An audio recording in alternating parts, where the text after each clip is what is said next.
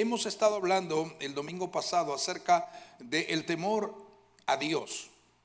Y hemos explicado la diferencia que existe entre el miedo regular que la gente siente y padece y lo que es también lo que es el temor reverencial a Dios.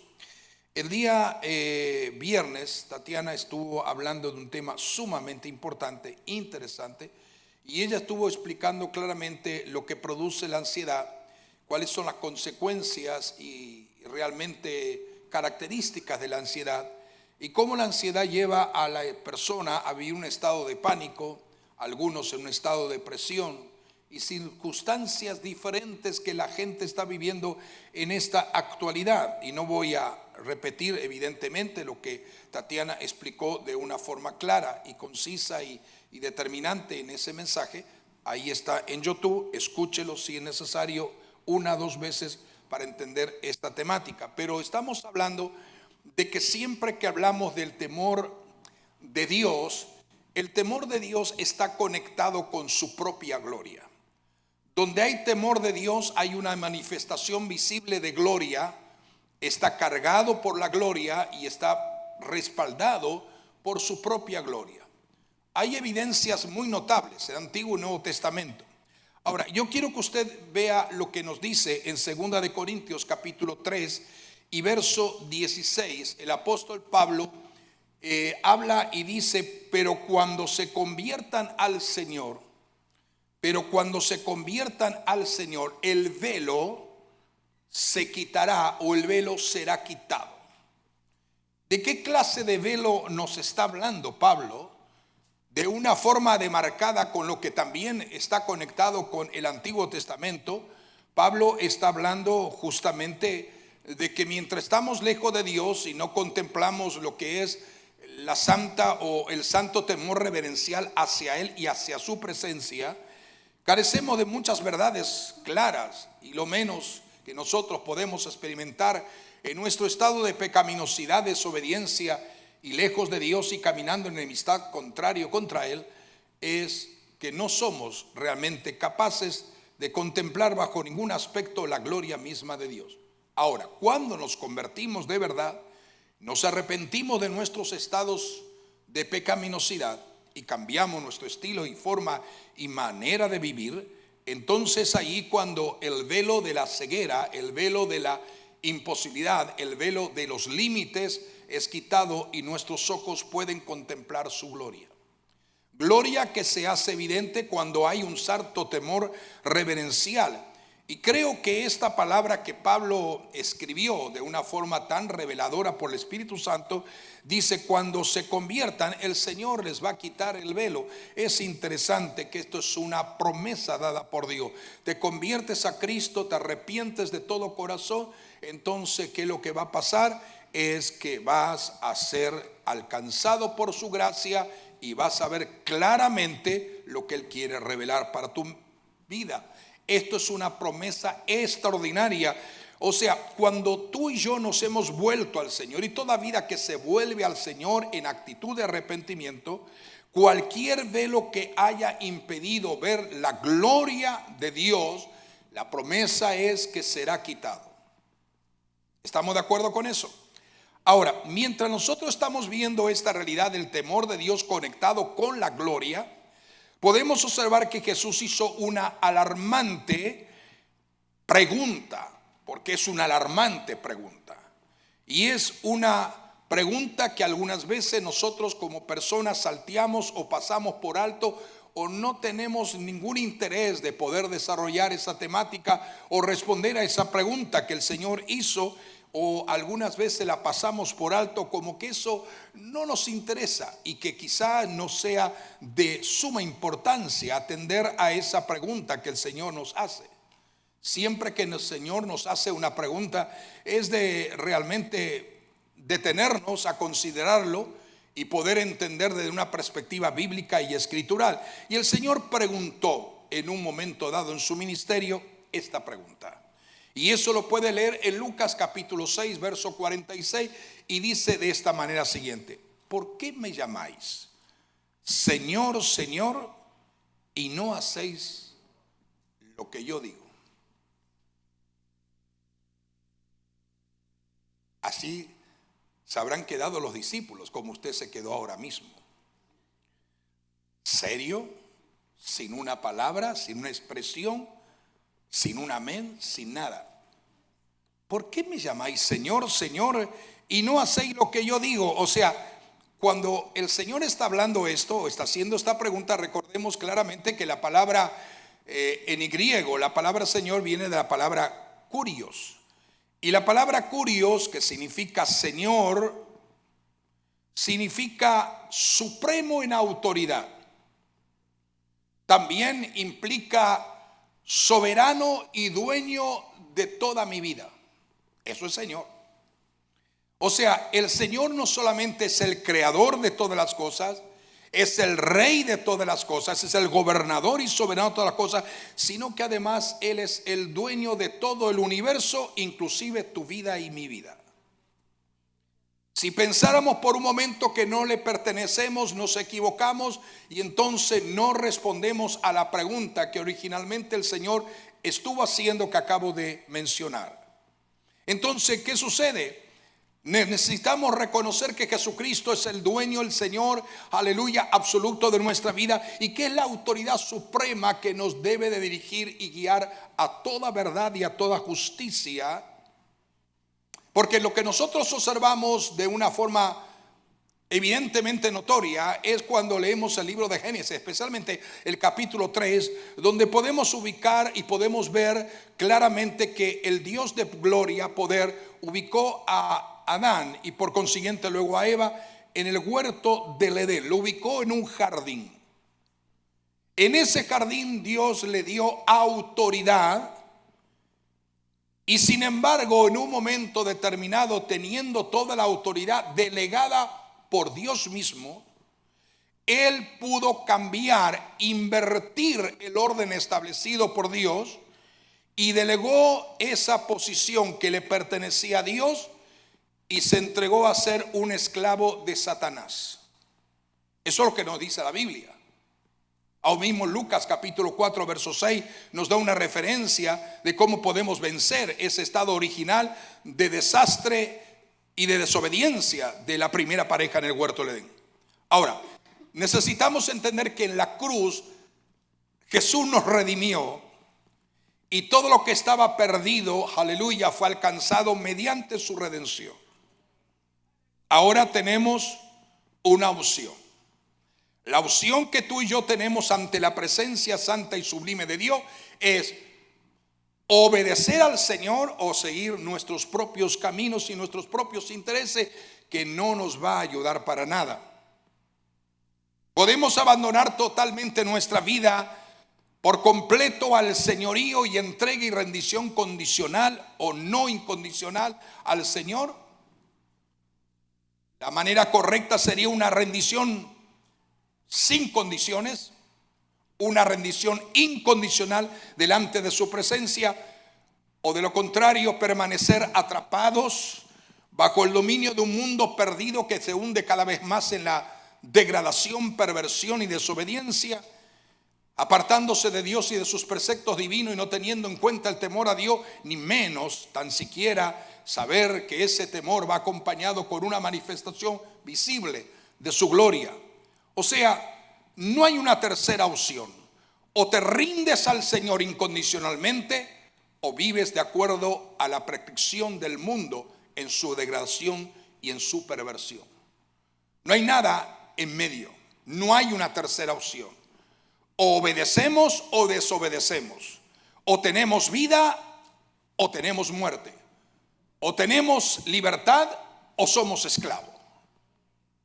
Cuando tememos a Dios, hay una manifestación evidentemente notoria que se va a hacer real en nuestra vida. Pero cuando no tememos a Dios ni lo honramos como Señor, estamos reteniendo una parte del control de nuestra vida.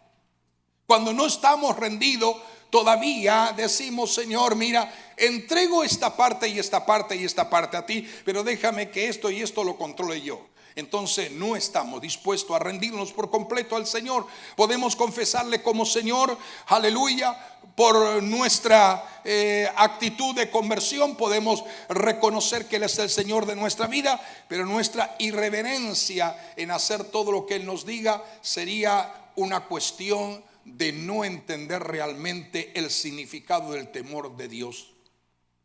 Entonces, ¿qué es lo que el temor de Dios produce en nuestra vida?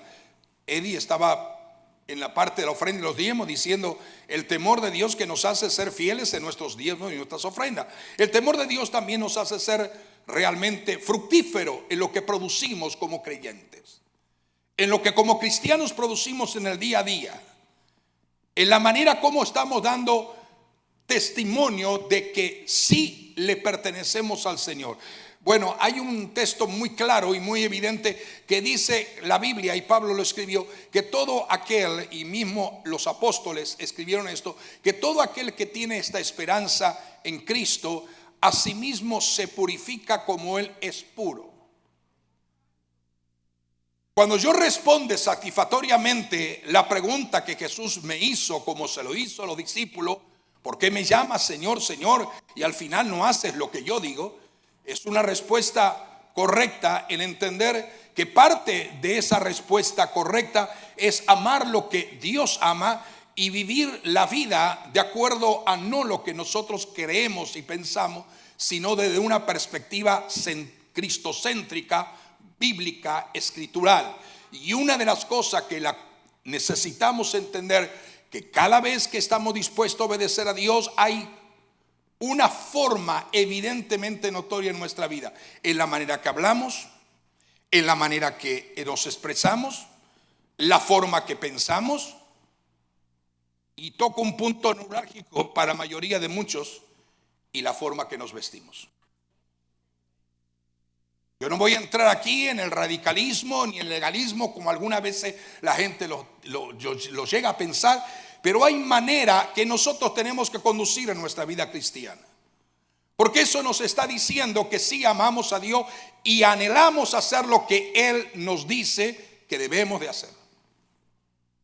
Por eso, si tememos a Dios, nos rendiremos completamente a su autoridad como Rey y Señor, y esto le permite al Señor, o nosotros voluntariamente nos rendimos al Señor, y eso permite que Él pueda tener total y absoluto control en nuestra propia vida. Que no haya ninguna restricción, que sepamos que le pertenecemos a Él, que no hay nada que podemos esconder, que no hay nada que podemos demarcar, que no hay un límite que podamos realmente colocar entre Dios, su gloria, presencia y nuestra vida, sino que estamos dispuestos a rendirnos a Él y saber que Él es dueño de nosotros. O sea, esto nos hace entender que nos convertimos en sus siervos, en que se convierten en sus siervas. Pablo entendió muy bien esto.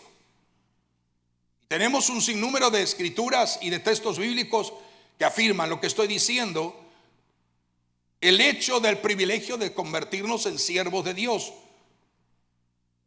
Lo escribe Pablo a Timoteo, lo escribe el apóstol Santiago, lo escribe Pedro, lo escribe aún el apóstol Judas, Santiago, de una forma extraordinariamente.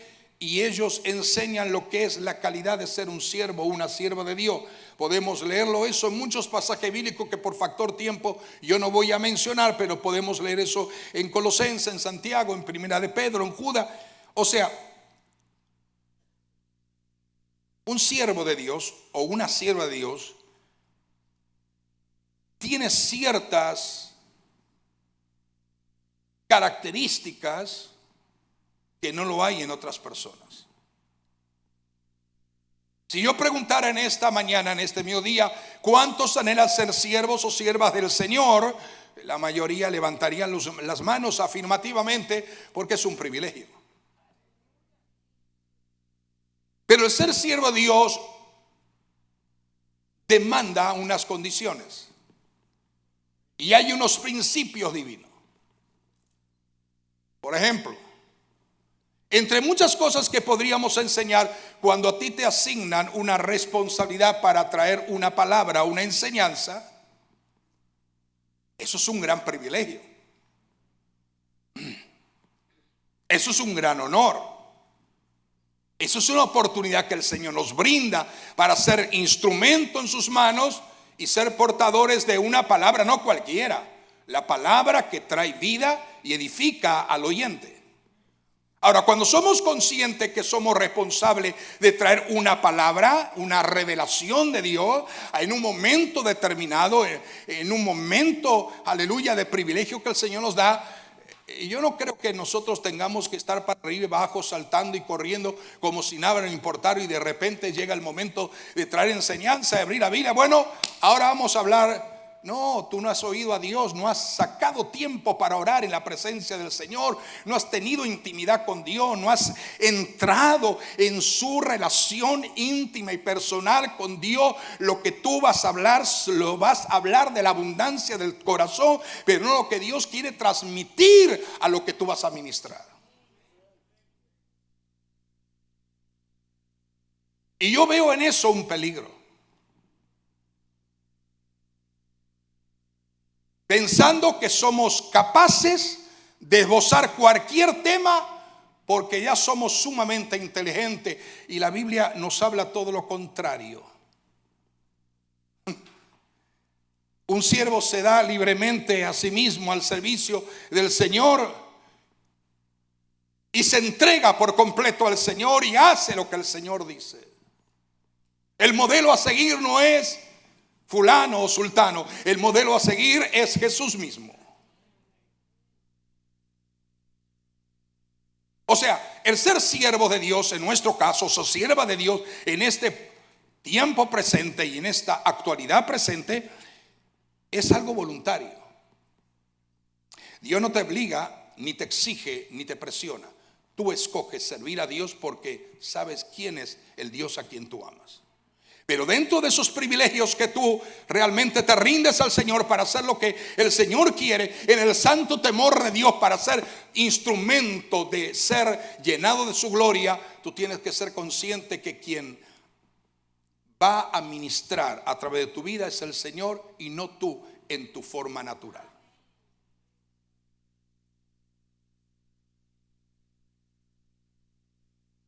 Servimos por amor. Servimos con una confianza plena en el Dios que es merecedor que le sirvamos. Servimos al Señor con temor reverencial a Dios. O sea, el hecho nos está hablando el Señor y nos está haciendo consciente. Cuando yo me pongo y me paro frente a lo que es la palabra del Señor, el Señor me revela que yo tengo que entender para ser instrumento y edificar a otros, conocer el temor reverencial en su presencia. Yo no puedo ministrar a otras personas si yo no tengo conocimiento del temor reverencial que Él exige de mí hacia su presencia. El domingo pasado escuchamos, creo que fue el domingo pasado, a Josué diciendo, cuando tuvimos un culto aquí, él cayó por la presencia de Dios y él decía que él sentía el santo temor de Dios que lo estaba invadiendo. Oh, el Señor permita que ese temor reverencial pueda, aleluya, descender sobre tantas personas que no han conocido todavía el profundo significado de la revelación, aleluya, tan importante del temor a Dios. Tú no vas a andar por la vida con susto, con miedo, como que Dios te va a traer sobre ti y va a traer sobre ti un mal, porque la Biblia dice que el pensamiento que Dios tiene acerca de ti, de mí, es pensamiento de bien, nunca de mal. Pero nosotros tenemos que ajustarnos a sus principios. Yo no puedo servir a Dios de cualquier manera. Hay una exigencia, hay un decálogo, hay unos parámetros, hay unos límites, hay unas realidades que no podemos evadir. El servir a Dios es el don de gracia y el privilegio que el Señor nos da en su oportunidad de amar y expresar que le amamos por la manera que estamos dispuestos a servirle. Y dentro de esos parámetros divinos, el Señor dice: si tienen esta esperanza en mí, si me aman de verdad, sean puros como yo soy puro. Amen la pureza. No actúen igual que el mundo. No hablen igual que los demás. No hagan lo que los demás dicen o lo que los demás hagan. Aprendan a estar en el lineamiento del santo temor reverencial a Dios, porque es la única manera en que su gloria será expresada. Entonces, cuando nosotros conocemos que servimos a Dios en amor, en confianza, en temor reverencial a Dios, entonces estamos diciendo en el mundo espiritual, estamos levantando una voz, un sonido de gloria, de presencia, de poder, y es que deseamos entregar por completo el dominio de tu vida y mi vida en las manos del único que sabe hacerlo mejor.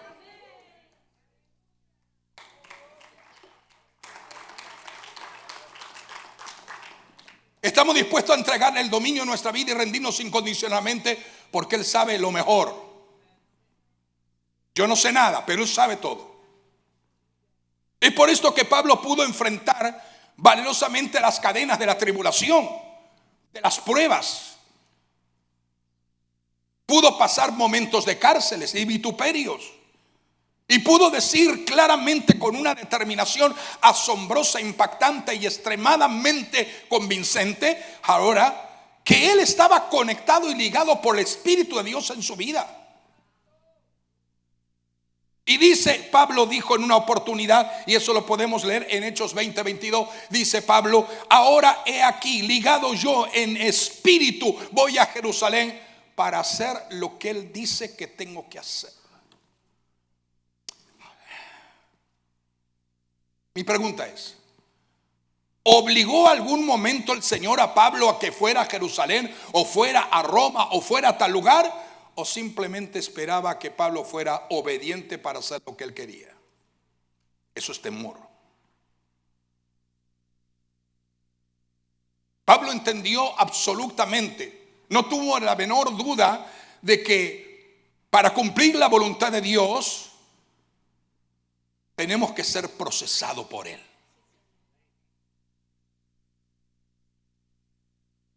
A todo el mundo le gusta servir a Dios, pero a su manera. No, esa es la forma que Dios ha determinado. Es el proceso de Dios en mí. Es por donde Dios me vaya procesando, porque cuando tú agarras el oro en bruto de la mina, del lugar donde es ahí quitado o arrancado el oro, aparentemente es como cualquier otra piedra, no tiene ninguna valorización, no tiene ningún brillo, pero cuando pasa por el proceso del fuego, ese es un metal que tiene valor inmensurable. ¿Te gusta servir a Dios? Tienes que pasar por el proceso.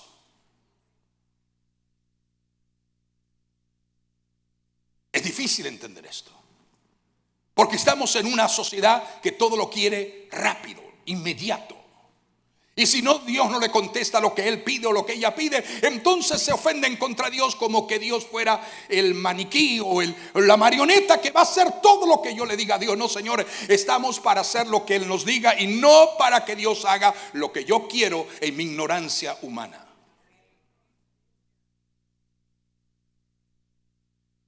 Y por eso que Pablo entendió que por cumplir la voluntad de Dios él tenía que ser procesado. Pero él fue fiel en la cárcel, fue fiel, aleluya, en el camino, fue fiel en Roma, fue fiel en Jerusalén, fue fiel en donde quiera que Pablo se movía, porque él conocía el temor santo reverencial en la presencia de Dios. Y sabe una cosa, Pablo eligió primero los deseos de Dios antes que sus propios deseos. Y eso es lo que mucha gente no está dispuesto hoy en día. Señor, te quiero servir, te quiero amar, quiero ser un instrumento poderoso en tus manos, pero no quieres hacer lo que yo te digo.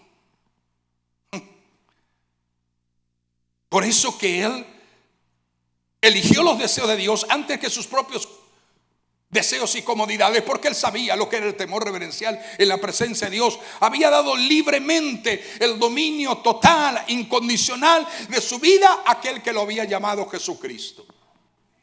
¿Estás dispuesto a rendirte por completo a Él? Y si Él te pide algo, estar dispuesto a decir: Señor, si tú lo pides, yo lo hago. Si tú me dices, yo lo estoy dispuesto o dispuesta a hacerlo.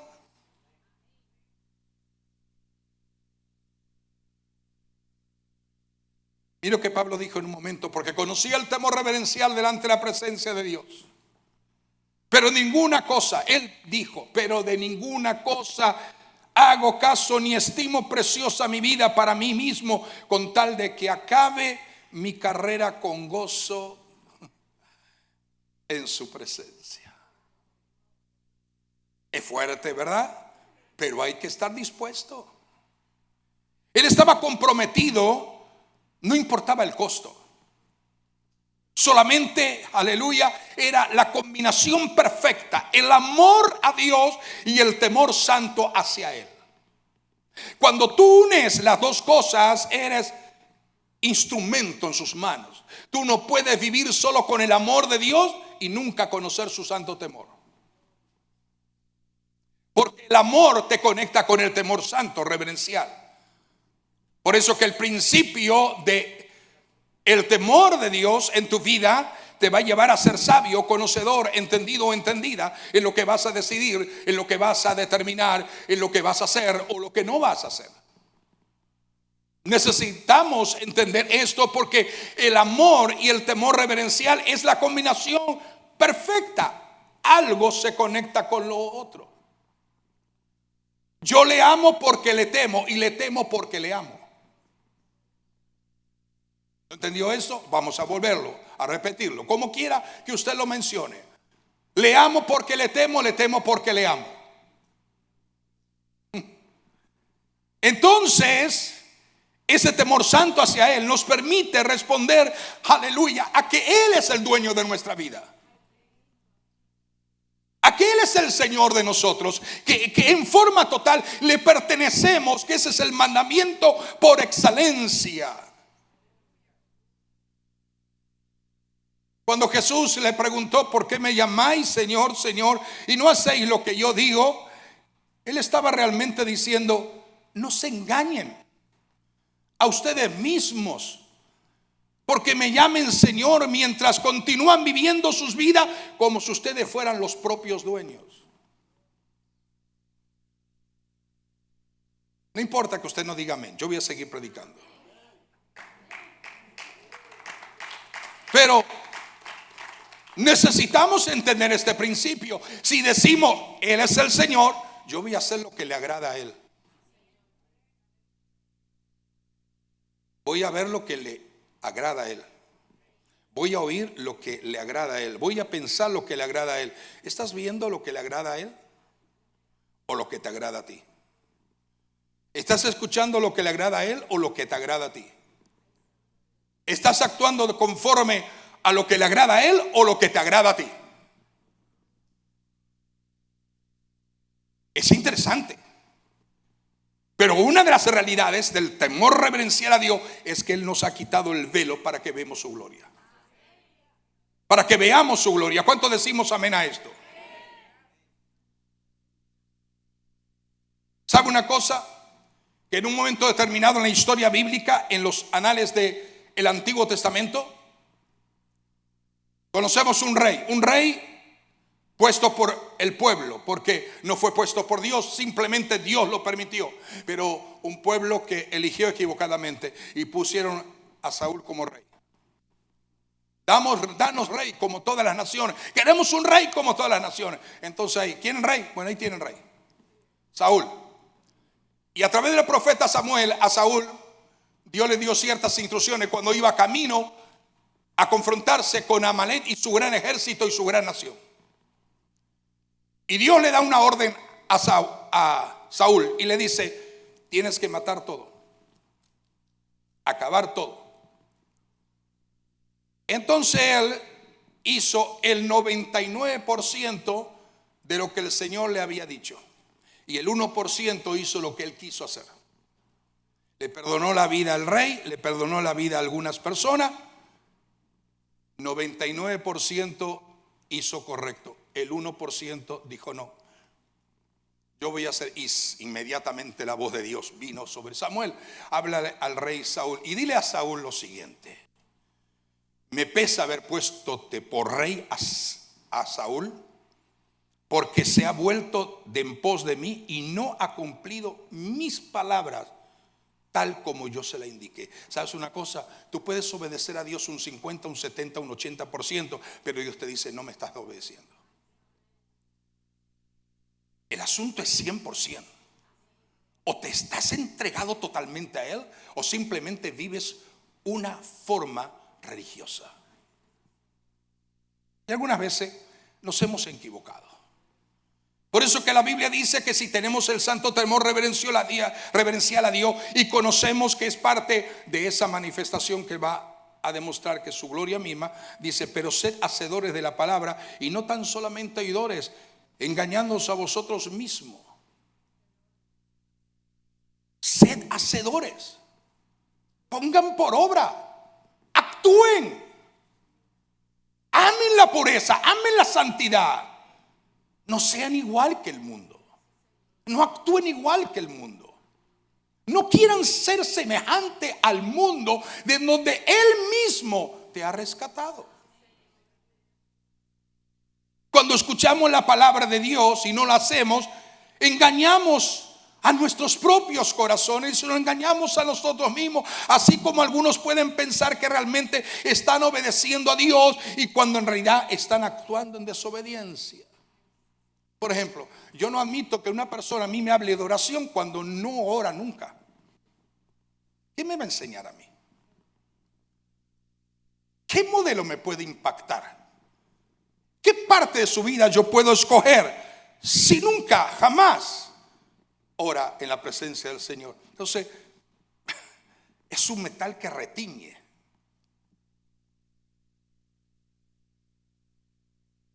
Yo conocí hace muchos años una persona que escribió muchos libros y la mayoría de los libros era acerca de la oración. Y al final de una conferencia que yo estaba presente, al final de la conferencia de unos cuantos días, dijo: a mí no me gusta orar, yo no oro casi nunca. Yo digo: ¿por qué no dijiste esto al principio? Yo me hubiera evitado estar perdiendo el tiempo una semana escuchándote. ¿Te das cuenta? Es importante. Es importante. Lo que tú enseñas, lo que tú hablas, lo que tú practicas, lo que tú das a otro, tú tienes que vivirlo. Lo tienes que experimentar en tu foro interno espiritual genuinamente. Tú no puedes hablar de fuego cuando eres un témpano de hielo. Ni puedes hablar de avivamiento cuando estás totalmente adormecido. Esta es la hora, este es el tiempo de ser conducido al temor reverencial a Dios, porque ese temor reverencial a Dios que me hace ser lo que Dios quiere que sea, me va a conducir a ver su gloria. Esto no es algo serio, esto no es algo temible, esto no es algo que nadie pueda alcanzar, no. Muchos se han esforzado y lo han logrado. Muchas veces el engaño vela el corazón, obstruye la verdad. Y cuando una persona, hombre, mujer, joven, anciano, adulto, desobedece continuamente, se convierte en una persona totalmente indiferente, apática a los ojos de Dios, a su presencia. A los ojos de Dios, la obediencia parcial no sirve.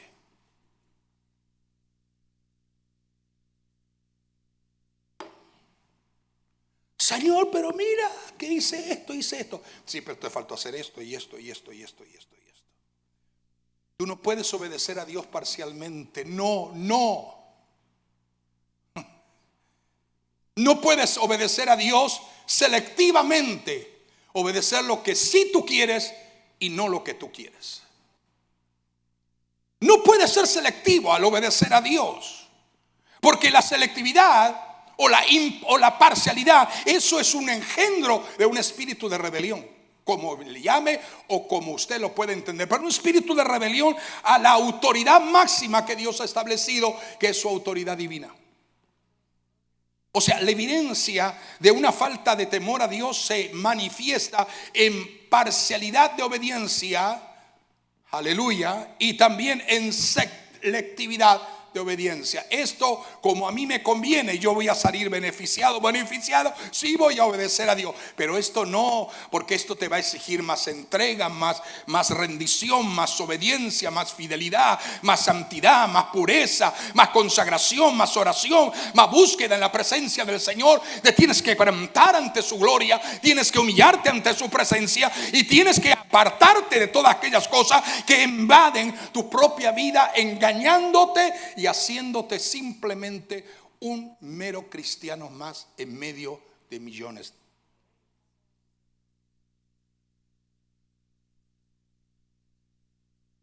Yo voy a terminar con esto, porque dije que voy a terminar 10 minutos y yo voy a estar obediente en eso.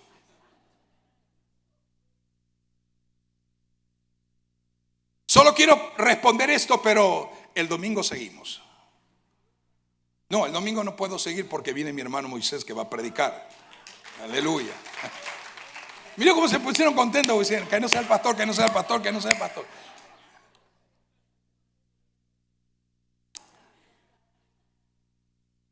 La pregunta mía es lo siguiente, y con esto termino. ¿Sabes lo que es ser una persona religiosa? No conteste, porque iba a contestar equivocadamente.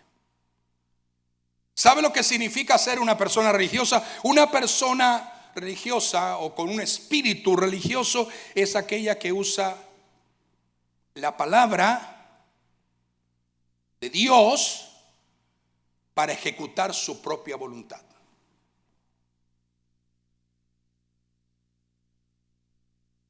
En otras palabras, es cuando tomamos lo que el Señor ha dicho y lo conformamos a nuestros propios deseos.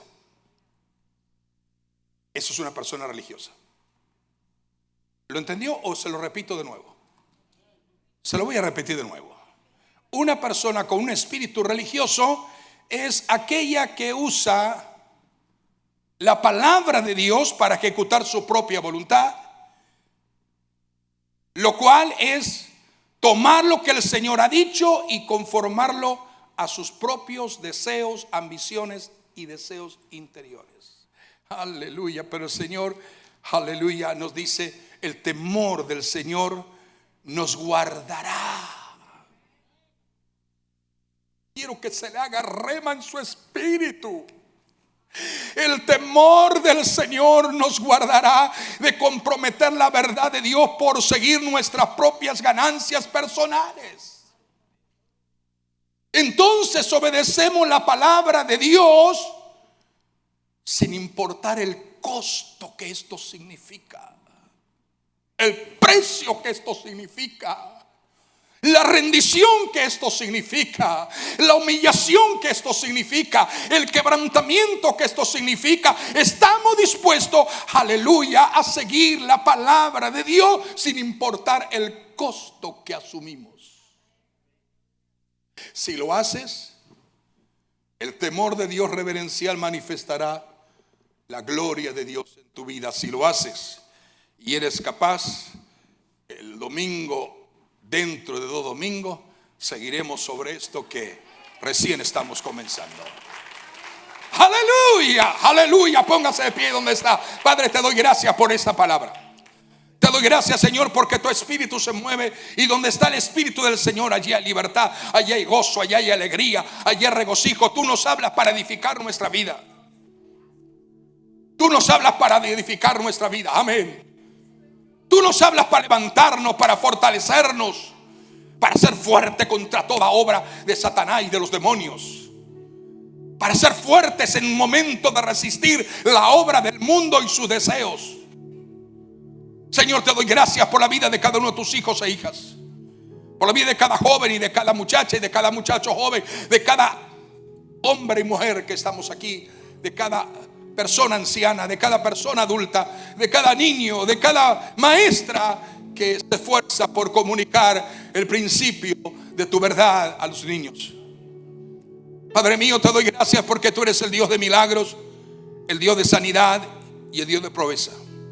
En el nombre de Jesús de Nazaret, Padre, recibimos la palabra, y esta palabra pueda nutrirnos, fortalecernos y ser, aleluya, la que nos lleve a conocer a plenitud de la gloria que emana de tu presencia misma.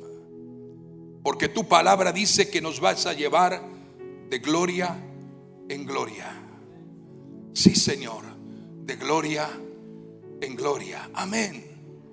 Y ese nivel de gloria en gloria nos hace ser fuertes para ser puros, para ser santificados por medio del poder de tu palabra. Y cuanto más entendemos esto, la gloria de tuya descenderá sobre nuestra vida y hará de nosotros instrumentos en tus manos en medio de un mundo tan difícil y funesto en que vive la humanidad entera. Danos luz, danos entendimiento. Sana a los que están enfermos en esta mañana, ya sea los que nos están viendo o los que están aquí en el templo. Reprendemos la enfermedad, la dolencia. Sean libres y sanos. Rompe toda cadena de opresión, toda ligadura, todo temor humano, e implanta, Señor, Espíritu de Dios, ese temor reverencial a Dios y a su presencia santa.